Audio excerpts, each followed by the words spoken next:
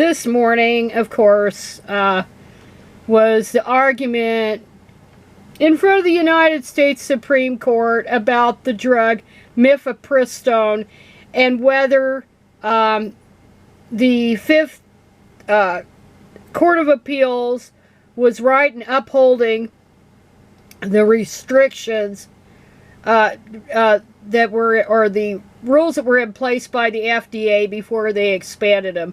I think that was post-2017. And, of course, what this is all about is the anti-abortion whack jobs, have been upset. They've always been upset over the abortion pill. They can't stand it that they can't shame women, because only whores and sluts and promiscuous women, they're the only ones that have abortions, and women need to be punished for having sex and all this other goddamn shit. Oh God, you know, I know I'm getting mad, but I remember years ago when I worked at the at a place in Reno, and somebody was going on about anti-abortion stuff. And I said, yeah, those who play must pay, right? And she said, well, no, it's about responsibility. What the hell? What the hell fucking goddamn twisted shit were you raised with? I was thinking. What kind of screwed up idea is it that a baby should be punishment for illicit sex? What the hell? How does that even make you responsible? What, in what universe? Goddamn, people are crazy. They're just absolutely crazy the way they're raised. Anyway, this morning they had the arguments about mifepristone. And also the thing they wanted to also do is about when they, the FDA loosened the restrictions on it, or it, you know, it would be like 10 weeks. I think it's the first 10 weeks of pregnancy. Also that it can be gotten through the mails. And that's really what pisses these nut jobs off. And so we have this thing called the Comstock Act, which, you know, it's a mystery to me why the hell Congress didn't repeal that back in the 70s. They knew this shit was still on the books. I guess they figured, well, there's all these court cases, and it invalidated most of the Comstock Act. But of course, these right-wingers, these nut jobs, they find any loophole they can to try to enforce this damn shit. And of course, old Comstock was about tightening anything he considered obscene. So, in 1873, what's known as the Comstock Act banned multiple items related to sex and reproductive health that many people see as quite ordinary today. Until recently, the law had been largely forgotten or ignored.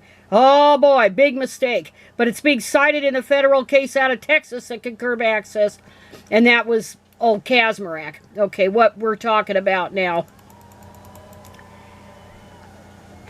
So what is the Comstock Act? The law prohibits using the mail to spread information or materials deemed obscene. The term obscenity wasn't defined, but the statute did explicitly include anything used to cause an abortion. Oh, shit. The official title of the law is much longer, but it's known as the Comstock Act because of the Connecticut man named Anthony Comstock. And so he was kind of almost like a temperance type guy. And he, a historian here mentions that he embraced a devout form of Protestant Christianity that made him skeptical of ordinary people's ability to control their desires. Remember, different era, in the Victorian era, and also abortion was restricted.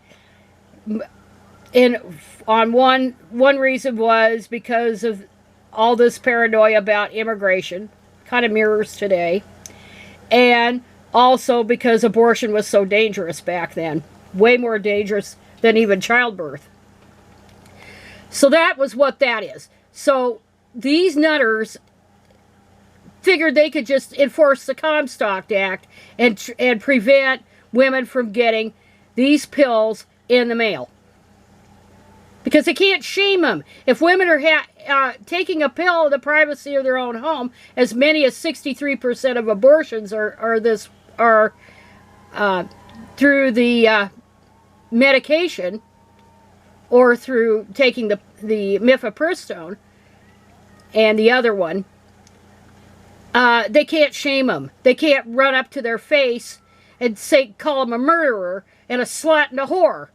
They can't do that. They can't go up in front of Planned Parenthood like these nitwits down here on, looks like every Thursday during the lunch hour. They go down there to the local Planned Parenthood in Medford and try to shame women into reconsidering abortion. Because after all, it's, you know, you're saying no to men and you're controlling your own destiny, and you can't have that because all you're for is to be fucked and bear babies.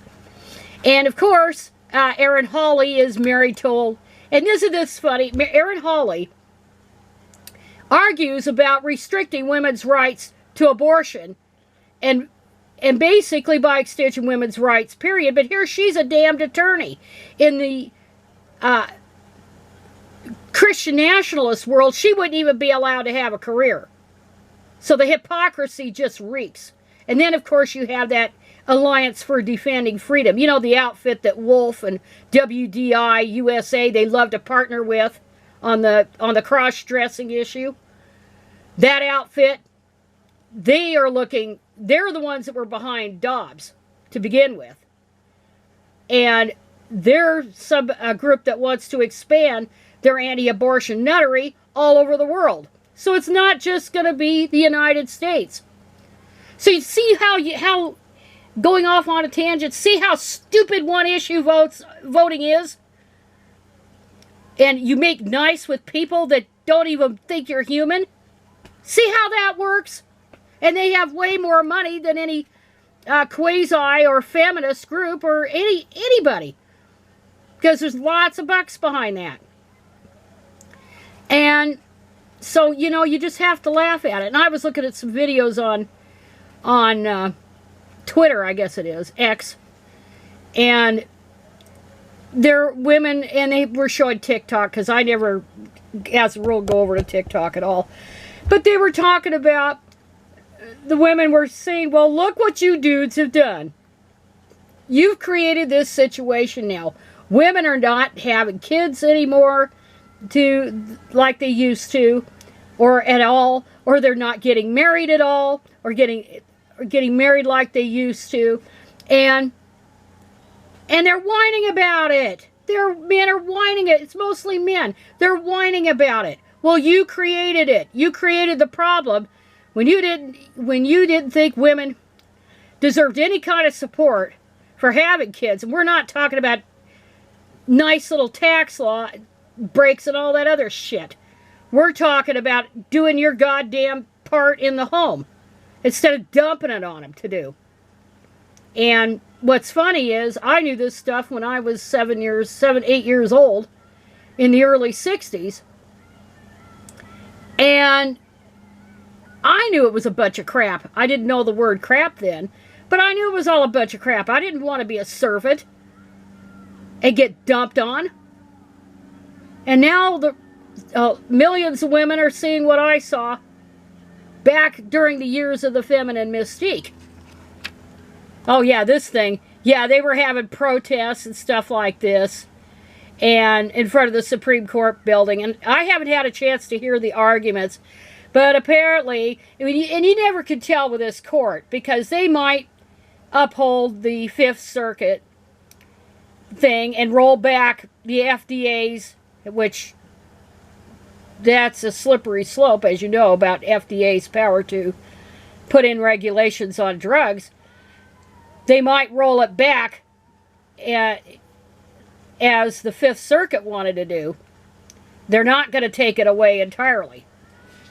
But it would be difficult, much more difficult for women to get it in the mail, because it would be out, you know, it would be illegal to do it. But anyway, I didn't have a chance to hear this thing, but apparently the court was, from reports were that it was kind of skeptical. They couldn't get past the standing thing because this was all a bogus bunch of shit. Again, they're using hypotheticals.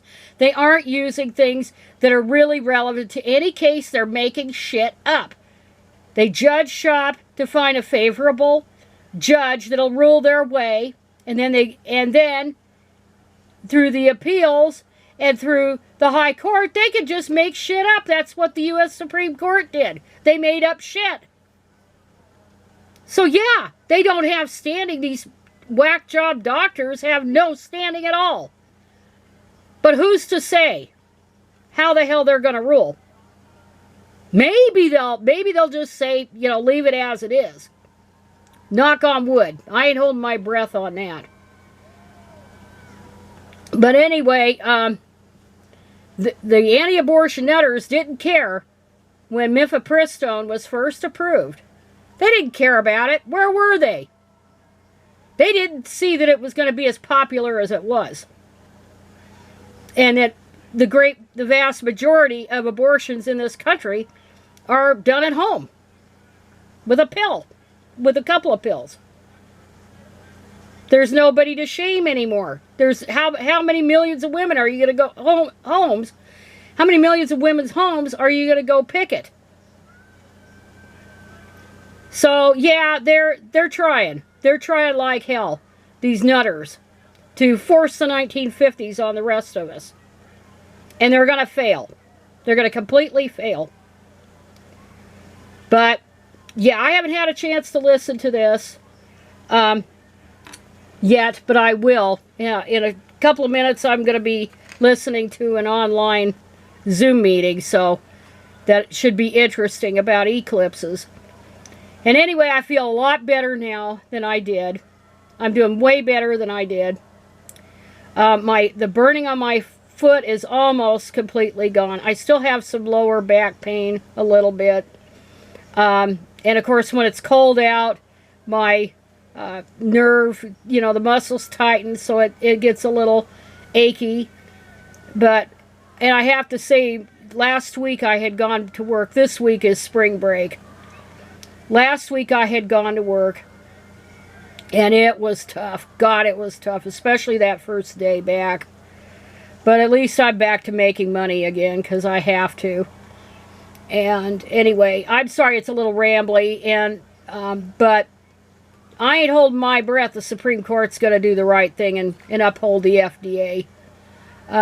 But you know, it does, when you're ideological, it's all ideology, and I can do it because I can. That, you know, who the hell knows how things are going to turn out? And we know Dobbs was a total disaster. It's been a complete disaster. Anyway, that is it. 13 minutes and 30-some seconds later, so I'm done.